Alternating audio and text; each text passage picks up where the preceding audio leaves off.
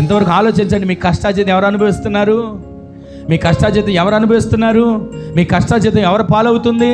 మీ కష్టార్జితం ఎవరు వడ్డీల పాలుగా, హాస్పిటల్ పాలుగా అయిపోతుంది? ఒక్కసారి ఆలోచించండి.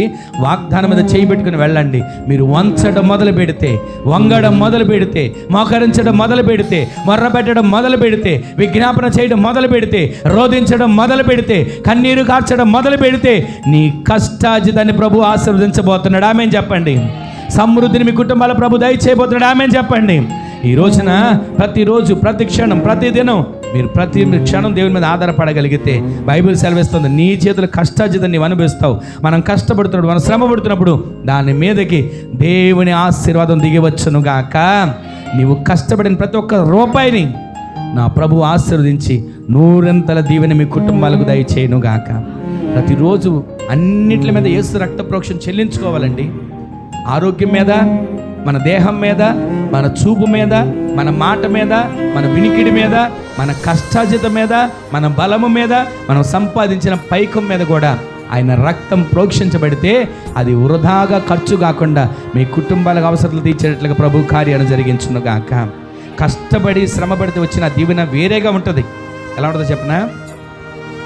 మన జీవితంలోనట లిఫ్ట్ ఎక్కడం తెలుసు మనకి. ఆ లిఫ్ట్ ఎక్కినట్లుగా ఒకేసారి ఉన్నత స్థాయికి తీసుకుని వెళ్ళాడు దేవుడు. ఇవాళ భక్తి ఎలా ఉంటుందంటే ఫ్రీగా అయిపోవాలి ప్రతిదీ. ఇవాళే దేవుడు ఆస్వాదించాలి, ఇవాళే బిల్డింగ్ కట్టేయాలి, ఇవాళే పెళ్ళి అయిపోవాలి, ఇవాళే పిల్లలు పుట్టేయాలి, ఇవాళ అన్నీ జరిగిపోవాలి అనుకుంటాం.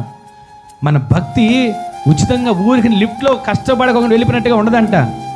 కష్టమనే మెట్టులు ఒక్కొక్కటిగా కష్టపడుతూ నువ్వు ఎక్కితే ఉన్నతమైన శిఖరాలు నిన్ను, నీ కుటుంబాన్ని దేవుడు ఎక్కించును గాక. కష్టపడాలి, శ్రమ పడాలి. లోకంలో ఉన్న శ్రమల గురించి నేను చెప్పేది, జీవనోపాధి విషయంలో కానీ, కుటుంబ విషయంలో కానీ కష్టపడే వ్యక్తులను దేవుడు విడిచిపెట్టాడు.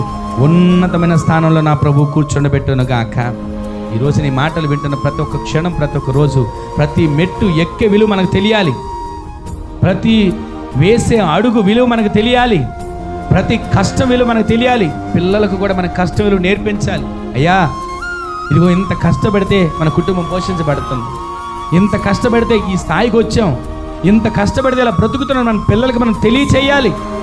ప్రతిరోజు, ప్రతి క్షణం ఆయన మీద ఆధారపడుతూ జీవించే వ్యక్తులుగా మనము మార్చబడదుము గాక.